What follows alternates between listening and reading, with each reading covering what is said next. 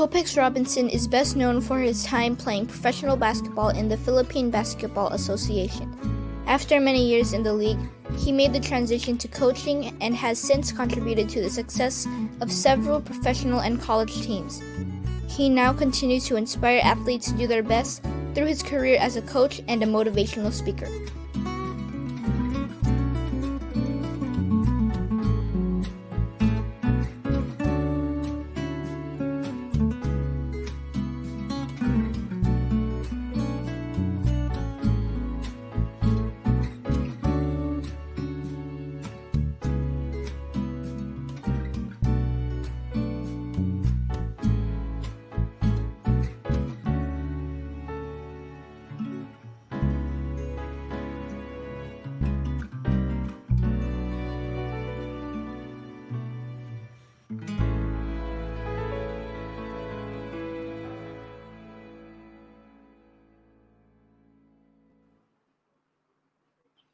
Hi, guys, and welcome to another episode of In Love with Me, where we feature inspiring individuals who will share their amazing stories. I am your host, Mafae Yunan Balasco, and for this series, our topic is being empowered during quarantine.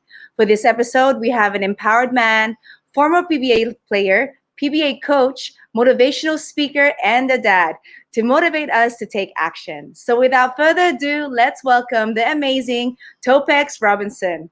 Hello, Coach Topex. Hi, Mafae. Good afternoon to everyone, or good day to all of you who are listening right now. Yes. Thanks for hopping on. I know that you may be busy with your family at this time.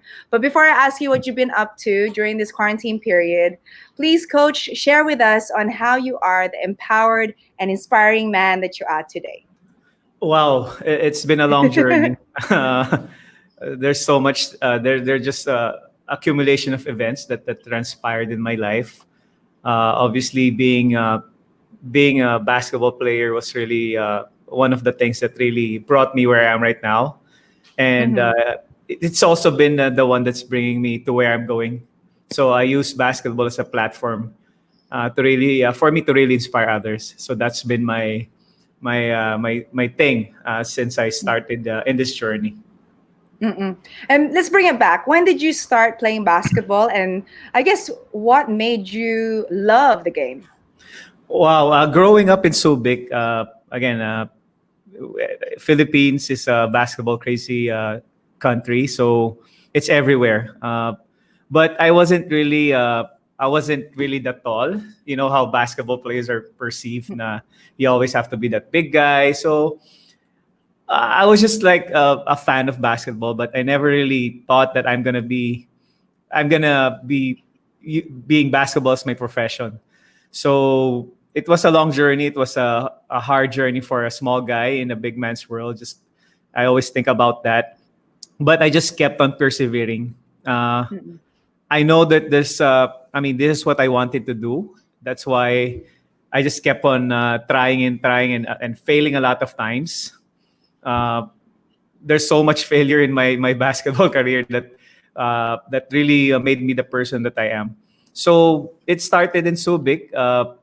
It brought me all the way here. It was crazy because I ended up going to Guam working, going to Manila, being recruited from Guam. So it's really a journey for me to go to college, being recruited, and then after that, I played in the PBL. I entered the PBA draft, picked 44th. Didn't got a contract for 2 years, and then just had a chance when Jim Torion was suspended. So I was given a 3-month contract in with Red Bull. So that's how everything started in my PBA career. So I'm just taking opportunities. I know that I'm just playing through borrowed time because again, nobody really expected me to really go all the way to the PBA. But then, like you said, you really surprised everyone with what you achieved. You pretty much said there was a hinder in height. Of course, basketball players are known to be tall, but you still made it regardless. So, what was your mindset like during those moments of, I guess, challenges that people, I guess, judged you Mhm. or said that, Topex, hindi kaya. What was going through your mind, and how did you motivate yourself? Well, I yes, motivation might be the word to say, but for me, when I realize now, it was inspiration. Because for me, motivation is, yes, you're gonna get encouraged, but one loop or one challenge, the motivation level starts to drop. But if you're inspired, it's really something that's deep inside of you. That no matter Mhm. how many times you fall, how many times you fail, how many times you get rejected, you just keep on going. And I Mhm. think that's really been the cornerstone of even up to now, that my journey is, again, it's about inspiration. Because we're always gonna go have our setbacks. Mhm. We're always gonna fail. It changes, inevitable, just like what's happening right now. But you just have to keep on going. Mhm. Life goes on. So that's really been the words that's been I've been egg on my brain or my head. I mean, Mhm. I have to keep on going. Yes. And how long was your basketball career professionally? Professionally, I was more or less 8 years, because I was given a 3-month contract back in 2003. And then after that, I had 5 memorable years with Red Bull. And then I had a year with Pure Foods. And then after that, that was back in 2007. Nobody signed me, so wala akong trabaho. So I end up going back to the States, working as a caregiver. Oh. And it was really a sudden change, because I was here in Manila being a PBA player. You got a lot of fans, and then all of a sudden shift of your path. Mhm. You was in the limelight a few weeks ago, and the next thing you know, you're working. You become a regular citizen Mhm. in a place that's really challenging for me. But when I realized that, it was really hard. I worked there for 8 months until I got a call back by boss Dickie Bachman to play for Alaska. And that was the time I bumped into Nick, because Mhm. that was the time we were teammates. When I was given another chance to play with Alaska, so that was another year, and we won a championship then back in Mhm. 2010. So my basketball career was pretty much a blessed 8 years Mhm. of playing professional. Yeah, I didn't know you went back to the States. I guess a lot of people don't realize that, I guess for you athletes, Mhm. um, you are used to a schedule, you're used to an environment. And, as an athlete, of course, you know already that there will be a time that the contract might end, or it just comes with age, it's just new, younger players. For you, you kept reinventing yourself. Of course, you have your family, and Mhm. you persevere on making sure that you provide for them. So, like that, like you going to the States, that experience, what was your inspiration on making sure that okay lang, this is part of life, you just have to keep going, even though that I know, I'm sure, I mean, I hear it from my husband, I'm married to a ball is life type of guy. um, did you miss playing when you were in America, or did you tell yourself, okay, this is it, this is what I have to do now? Again, the thing that happened to me during the time when I ended up not having a contract, so I have no choice. Mm-mm. I have I have to provide. Mm-hmm. So, going back to the US was the best right thing to do for me back then. When I turned away from basketball during that time, I really set my mind na eto na, this is it. I've seen players just like what you mentioned come and go. So it's Mm-hmm. not really something that I have to dread. So I accepted the fact that basketball is just a part of your life, and not who you are, being a Mm-hmm. basketball player. So the transition was kind of hard, but I accepted it because I know that there's something bigger that's waiting for me. I don't Mhm. really know that it was going back to the States, or Mhm. I ended up going here. And I always share this story to everybody that I get a chance to talk to. That sometimes those hardships that happens to you is a teacher. It's gonna be something that's gonna help you share your story, and your because most of the people just see me, or see me as, I'm always there, but I love to share the hardships, the lows of the lowest. And yeah, I mean, that really kept me going. I was just telling Mhm. myself that this is just a setback for a bigger comeback. I mean, I Mhm. just kept on motivating myself. Though sometimes I begin to question, what is it that I'm doing here? Yeah. Because every day I think about basketball, because Mhm. I was still young when I left. I know I could still play. I don't have any injuries. So I know I could still play, but I just told myself that, this is it. I have to accept it, and move on with my life. And I think with that strong mindset, God had bigger plans for you, and said, "Okay, you're stronger, so come back and play." And I still remember, of course, I didn't know that you went back to America in your story, but now. Mhm. I remember back when we all went to Disneyland with the Alaska family. I think we were extremely happy. You were obviously extremely happy too. So now I see why. And I guess that's what something that's nice to share with, let's say, young athletes Mhm. that do not really see the big picture until they are there. So for you, what would be your advice to young players that want to pursue a professional career or even a college scholarship?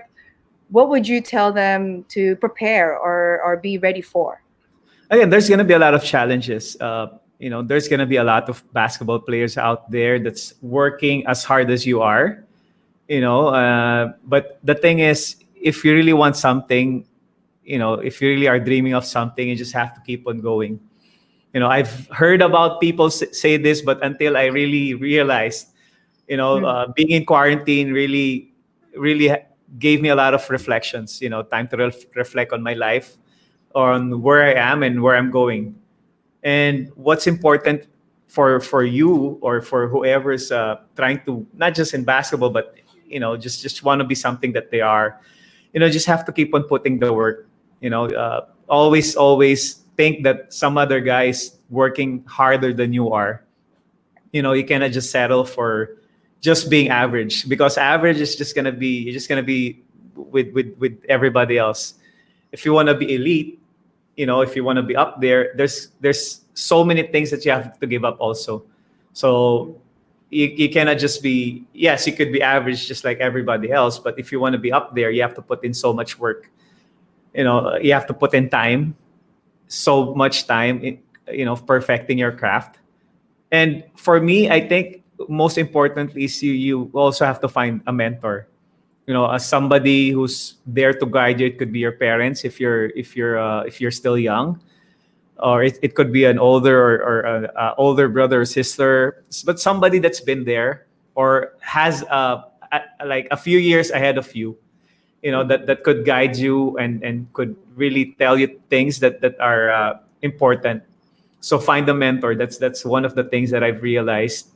Don't be afraid to ask questions. Don't be afraid to fail. Because failure is part of it.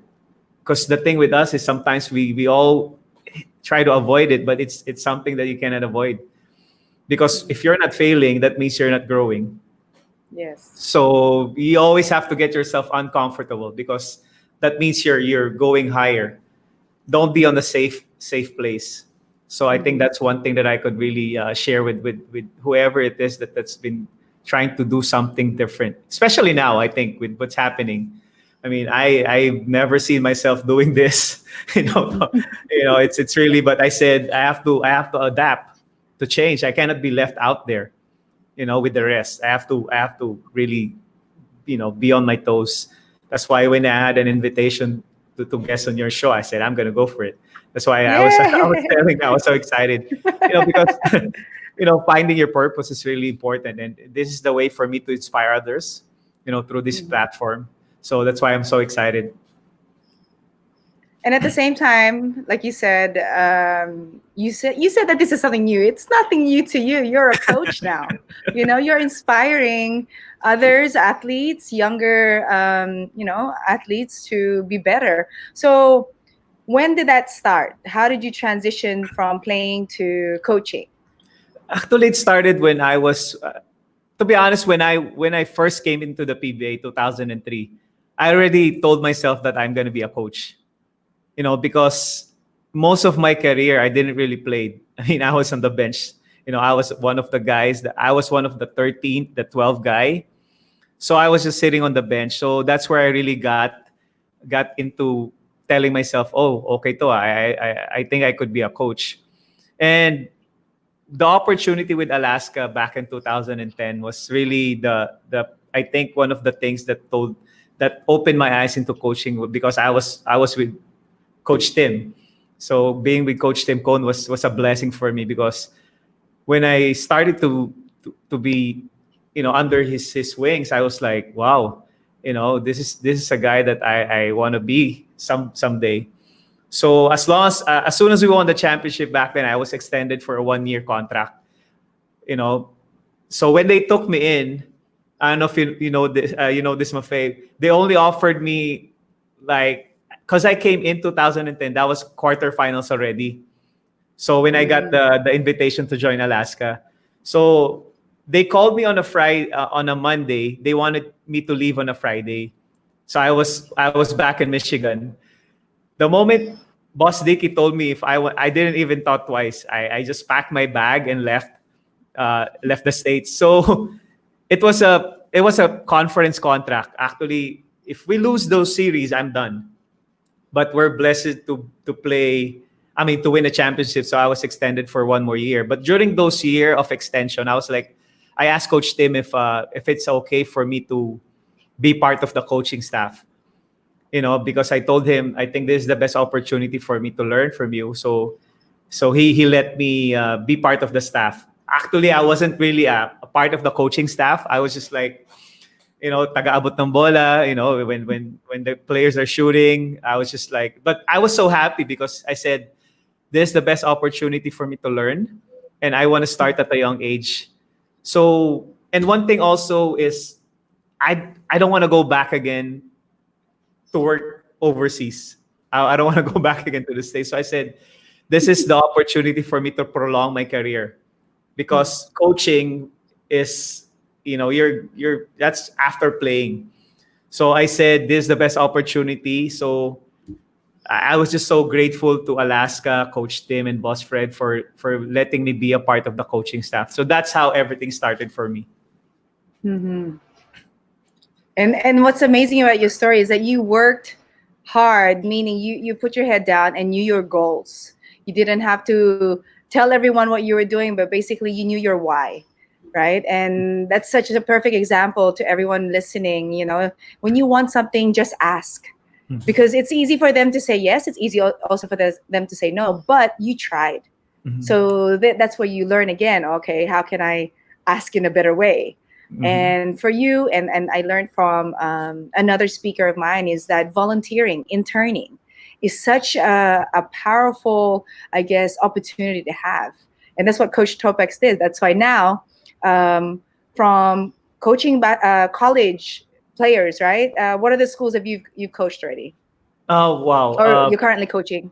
I'm now with LPU Pirates, so I'm on Mm-hmm. my I think on my 5th year with the team. Wow. So it's been a Mm-hmm. long journey for us. There's been a lot of up and downs, but I'm just excited. I always get excited about the journey. Mm-hmm. It's always been my thing about taking care of these children, that I call my own, and making Mm-hmm. sure that there's something out there for them, even after their careers are done. That's really been just like what I mentioned earlier, Mafae, when I always share my story to my players. So I always tell them that PBA I mean, fulfilling it may seem, there's always going to be an end to that. Mm-hmm. So what you put in right now in college, that means you get yourself a degree that's going to set you up even if you make it into the PBA. And Mhm. again, I always tell this to my players at the beginning of the season. I always tell them, I hope none of you will make it into the PBA. And if some of you did, I hope it won't be for long. I Mhm. just try to discard. I mean, the reason why is because you know how players they always think about the PBA. Yes, it's really, it's a dream come true, but you have to get a degree. Now you're in Mhm. college, you get a degree, you have you have a better chance in life. Not a guarantee that you're gonna succeed, but at least you're gonna give yourself a chance, by Mhm. by getting a degree. So Mhm. that's really been my why in coaching, is to to share my story, to share my mostly my failures in life, because none of us are really, sometimes we're shy to share our failures because we always want to be put in the pedestal. So Mhm. I always tell them the struggles that I've had, the challenges, so at least they're gonna tell themselves that, okay, so coach is also human, he makes mistakes, or he struggles. So that's really been my why in coaching with my players in LPU. Mm-mm. And then now you're a coach in the PBA also, right? Yeah. So being again being right now, I mean, being an assistant coach in the PBA is really a blessing for me also, because again, I've started with Alaska, and then now I'm with Phoenix, and I'm learning from a lot of experiences that I have right now with under Coach Louis Alas. So again, so many things to really look forward to, and hopefully the PBA will resume in God's time, when it's all safe, and because I mean, all of us miss going. I mean, doing normal stuff. Yeah. We miss watching the games. So, what's the big difference coaching college students to professionals? Is there a big difference? Is there you need more patience in one or the other? I guess for me, I mean, I'm just speaking on my behalf, or because I get to coach on both environment. The only difference I think is I mean, the level of competition. But what I've realized is, at the end of the day, they're all human. And one of the basic things that they need is the feeling of being cared for, feeling of being safe. That's why one of the things that I've been passionate about is creating a circle of safety. Because I don't want my players to come to practice, wasting so much energy, lying, hiding, and faking. I want them to really be at their best. One of the things that I always tell my players is, our why in LPU is we discover your gifts, we develop your gifts, and once it's developed, we want you to share your gifts to the world. And the only way for them to really get that opportunities to be in an environment that they could make mistakes, that they could ask questions, and if they fail, you know th- they could still do that. They could easily raise their hand that, coach, I don't know what you're talking about. Or Yeah. me personally, even as a coach, that I could tell my players that I messed up. Mhm. I'm not always right. So it's really a challenging situation for you to set that environment, but that's the responsibility of a leader, to set that environment, that not only in basketball, I'm talking about in everything. Why do we have so much stress in work? Because we go into a place that it's not safe. And it's really the thing that I find myself kind of weird, because I should be talking about X and O's, but rather than that, I've been talking about other things. So that's why I always get it. This is what I'm talking about when I say that I always want to be in an uncomfortable situation. So being here, really sharing this with you, is really getting me uncomfortable, Out of you. because yeah, I mean, but I know I'm growing. I know I'm learning. Yes. And at the end of the Mhm. day, that's what's important. I mean, for me to really advance is for me to learn and grow. Exactly. I have a few questions here for you, and probably a question I can also ask you. Is it how has your past as a basketball player helped you as a coach? Is it an advantage to be a player first and then be a coach, or I mean, for your personal take? Wow, that's a good question. Me being a player, a former PBA player, will only get me an opening. I mean, a coaching job. But for me to stay to prolong my career, I have to learn a lot because one of the things that I've realized is, it doesn't matter how long you played professional basketball. Coaching is different. Because before you only worry about yourself. As a player, you always worry about your speed, your condition, your skills. But if you're a coach, you're worried about everybody. So you take care of all players, not only the players. If you're a head coach, you take care of all the staff. So for me, it helped me, yes, because I was able to get a name for myself. But it also was a challenging situation because they always expect you to win because kasi PBA ano yan dating PBA player, so that means he's good. But that's why it's a challenge. So it's an opportunity also to put so much information sa sarili mo to really grow into coaching because it's totally different. I mean, I've seen a lot of ex PBA players that struggled into coaching. I've asked a lot of ex PBA players that succeeded in coaching what worked for them and what didn't, and that's what I've learned from them. That's why you don't always compare also yourself. Back in the day when I used to play, this is that. Well, how come you cannot do that? So those are the things that are not, doesn't work because I've also had coaches that are ex PBA players that always tell me those stuff. It didn't work for me. So that's one thing that I've learned. So you have to separate your being a former PBA player into coaching because those are two different worlds. Mm.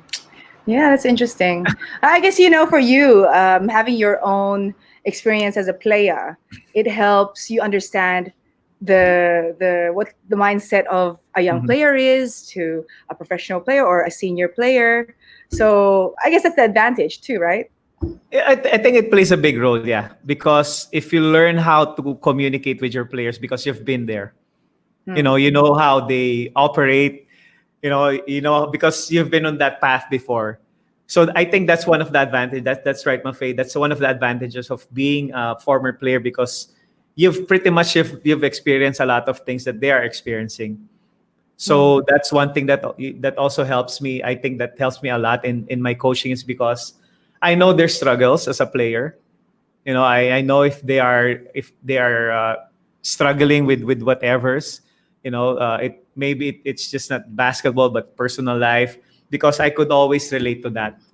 So I think one of the things that really helped me a lot is being a storyteller. Because of the experiences that I have playing, the people that I've played with, that they know that there's connection. So maybe those are the things because it's been a first person experience. So it's not somebody na nakwento lang sa akin or something I've read or I've heard. It's personal questions. So that's why you'll never go wrong with those because those are personal experiences that I've had that I partake with my players. So speaking of personal experiences, I know you have been in a platform where it's a huge stage, being a player first. So in your PBA career, what was those rituals or habits that you had before playing a game to help you psych yourself up Again, or be in I the zone? one of the things I mean I always pray. I mean I always put God first, and I mean just trying to make myself remember all the things that the coaches always remind us before the game because there's so many things going on in preparation for a game that you always have to remember. I I read a lot, so that keeps me in the now. That's always been my thing, to always make sure that I'm where I am at that very moment. So trying to make sure that I'm in the moment, because that's most of the things, especially in the PBA. There's so many distractions.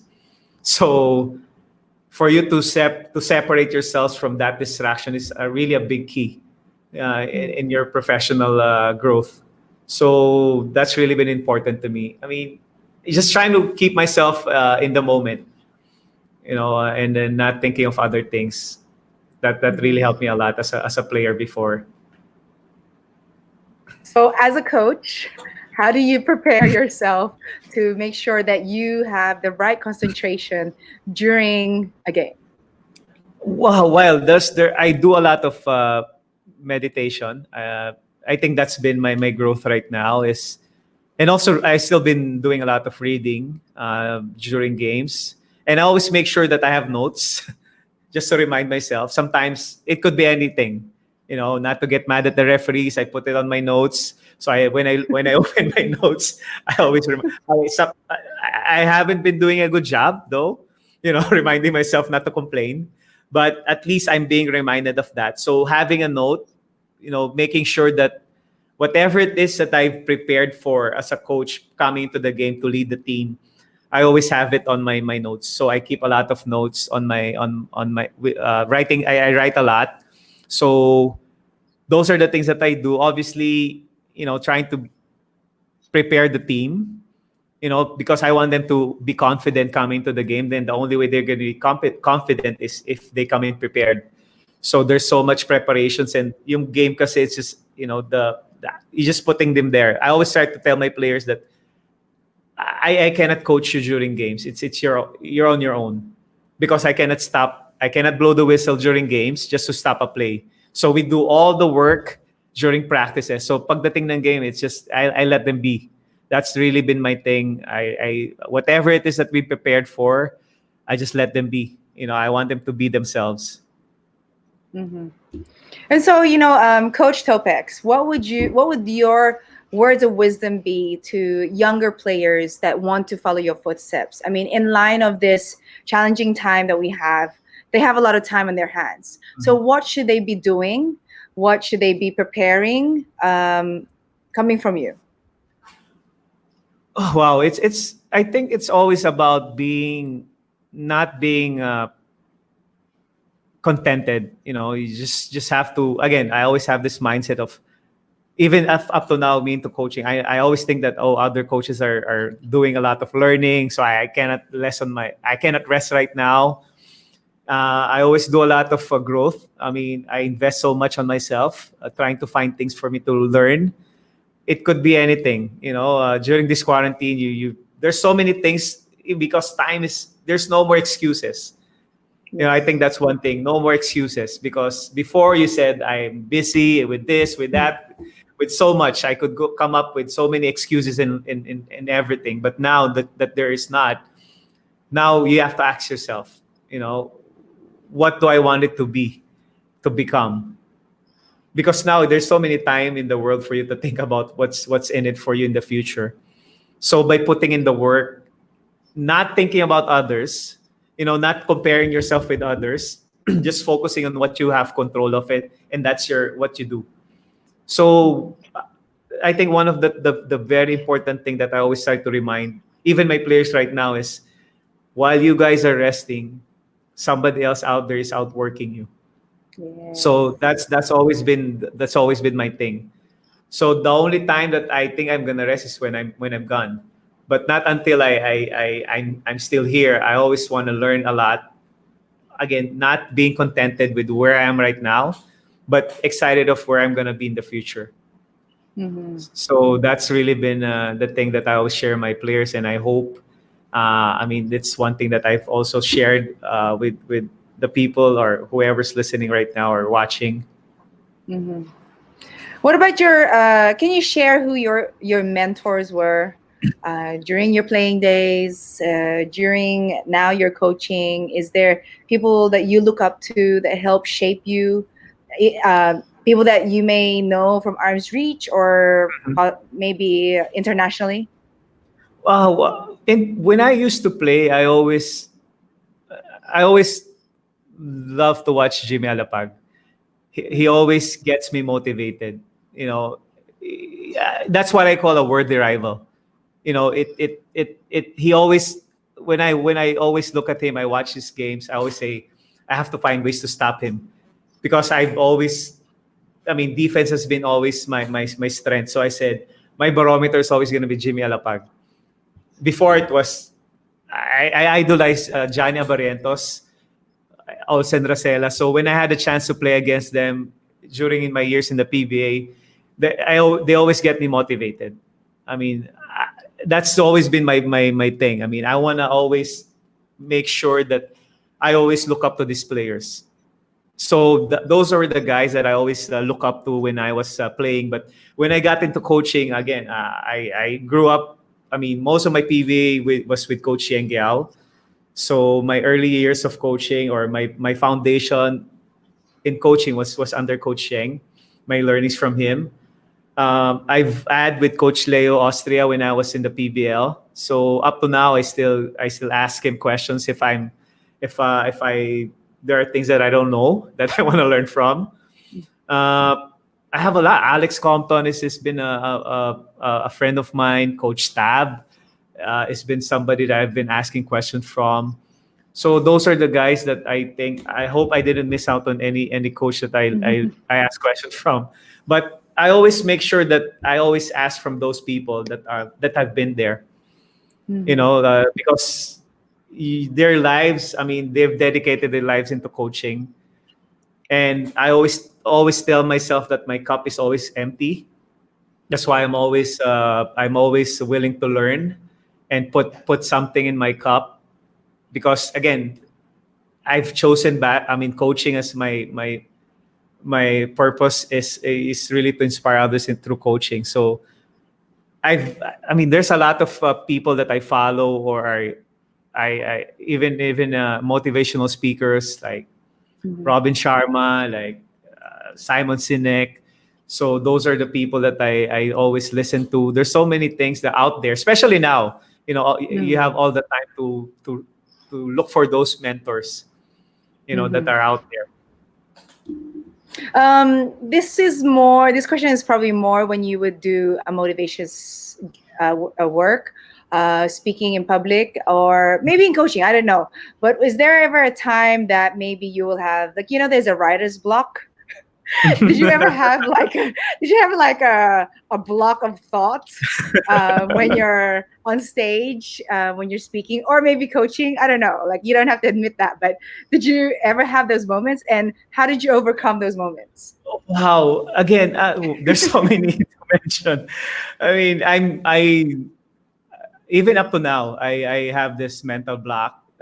Before I used to write things, and then the moment I missed that first line, I'm messed up. So that's always been my thing. But one of the things that I've learned is you just have to be yourself. You admit to the people that you're speaking to, that you because most of the time, I mean, they're always looking for that connection. The reason they listen to you because they want to find out something. The reason why they're following you is because they knew that you could help them. So by being yourself, that means if Topex is messing up his words, or if Topex is lost in thought, so that means he's human. So that's where you get the connection. So obviously, I guess all of those messed up words, or I get that block normally. Even coaching, I have a lot of bloopers also in my coaching. So it's just something that I'm always guided. I mean, it keeps me humble. It keeps me grounded. But it's exciting. When you think about those bloopers that you had, it just shows that there's so many things to do. And when I speak, when I do a speaking engagement, I always tell myself, I'm here to give. I'm here to give. I'm here to give. Yes. So if you have that giver's mindset, and not just to talk about yourself, I think you get to be natural. And that's why I always share those stories, those mess up things that I had, those challenges in I had in my life, because that's been my kumbaga yun yung baon ko every time I speak to people. Because I'll never go wrong. Okay? I mean, if you're talking about your story, no matter how many times or how many jumbles you have to do on those words, it's always gonna come out natural because that's your life experience. Mm-hmm. And if you speak from the heart, I think you're really gonna connect to others. That's really been my thing. Yes, I agree with you. And speaking of baon, speaking of connecting, there's somebody here that wants to say a special message to you. Uh, so let's give it up. Hello, special guest. Come on and say hi to Coach Topex. Hey, Coach Topex. How you doing, Been a sir? long time, man. Yeah. How are man? you? Good, good, I'm good. doing good. I'm doing good. I miss you guys, man. I miss Phoenix. Oh, we miss you too, man. So So, Topex, Coach Topex has been sharing a lot of his inspiring journey, his his challenging times from playing to going back to the States to being in Guam, and just really now sharing his experiences to the youth. So Nick, maybe you have extra questions that you want to know about Coach Topex right now. I want to know, when is he going to hang up his tap dancing shoes? It's been a long time since. No, I'm just kidding. I'm just kidding. I know you don't tap dance, but one thing about Coach Topex, I have a special.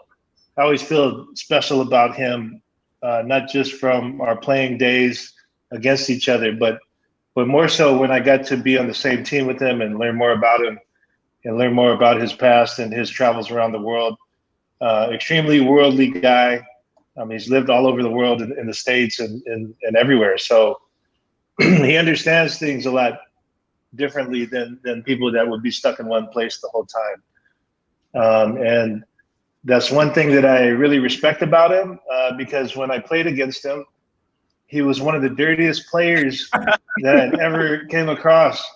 And it would shock me. Like, it would totally shock me, some of the things he would do on the court, especially against imports and sometimes against Philams, but also locals. So Topex didn't discriminate against anyone.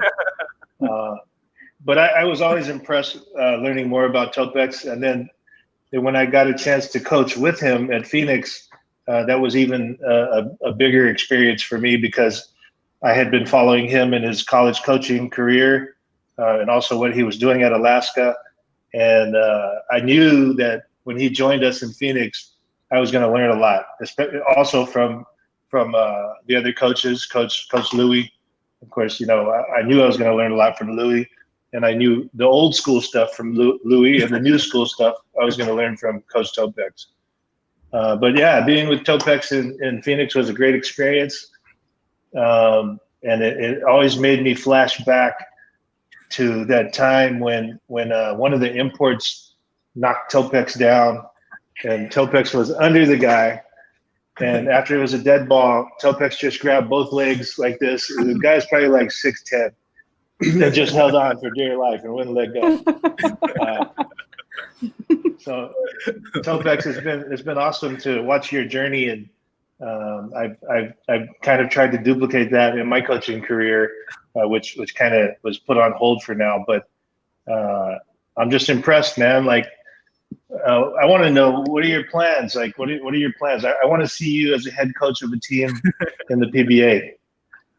Wow. I mean, it was nice to see you, man. I mean, just so you know, I mean, Nick and I have been, we didn't really play until 2010, but before those, I mean, those were really like big battles. And just like what I was telling Mafae or even our listeners, man. I mean, you always have to find a way. If you really want to succeed, there's always gonna be questions or doubts. But as long as you really strive for what you want, you just have to find a way.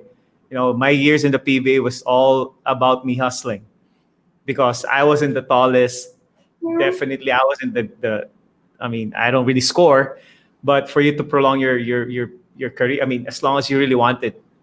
So, going back to your question, I mean, there's so many things to do, man. I mean, I'm so excited with what the future holds.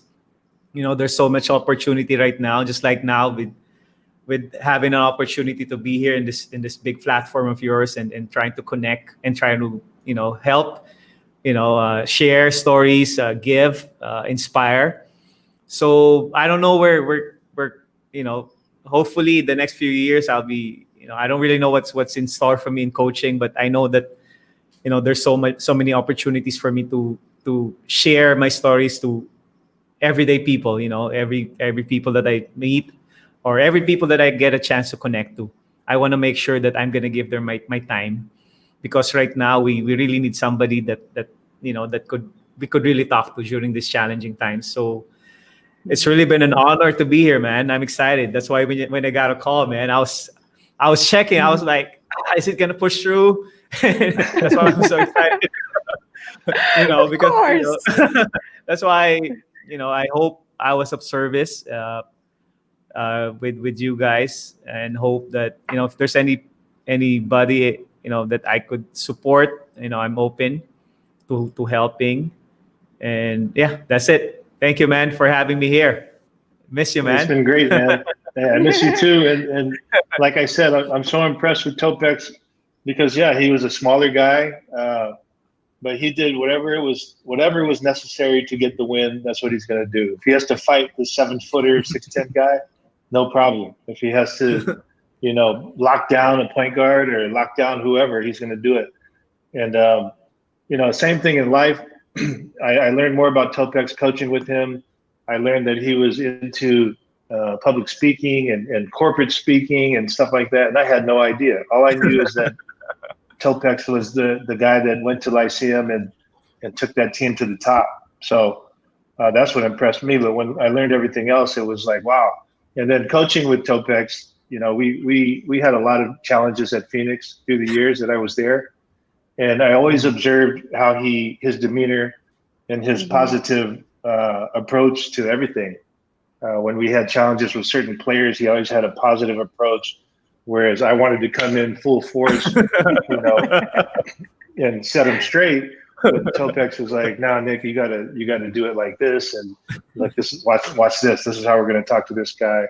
And that's something that I was really taking notes on, because you have a lot of patience. And just like what we talked about with Stephen yesterday, Stephen Howard is reinventing yourself. And even if basketball was removed from Topex's life, I think he's going to be fine in anything he gets involved in, because he knows how to evolve and reinvent and grow.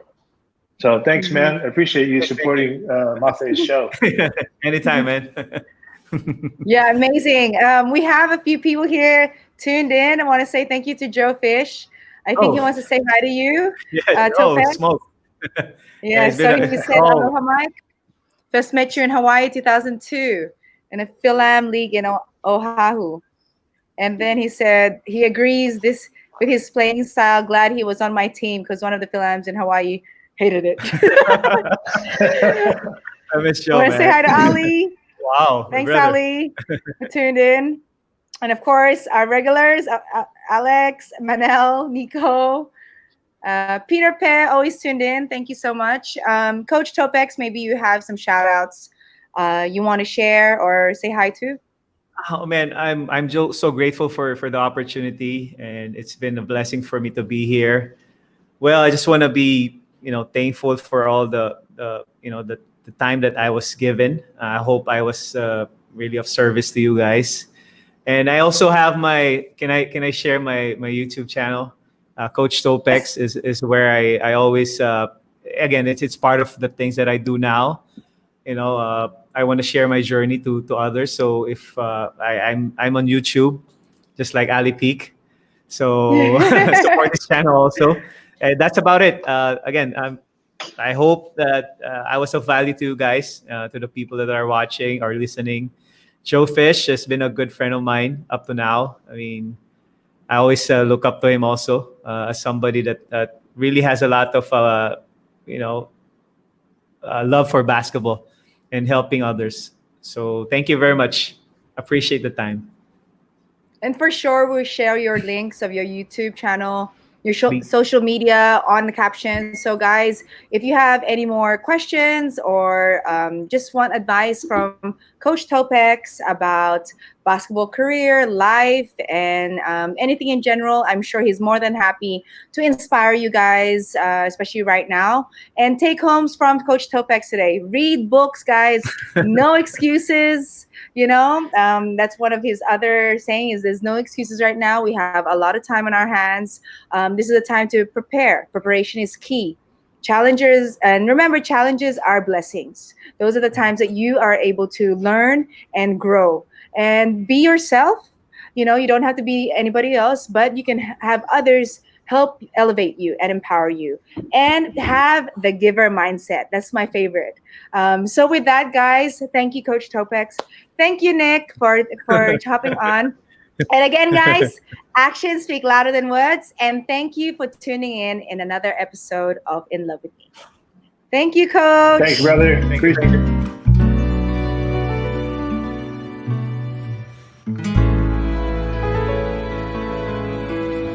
Thank you for watching In Love with Me series.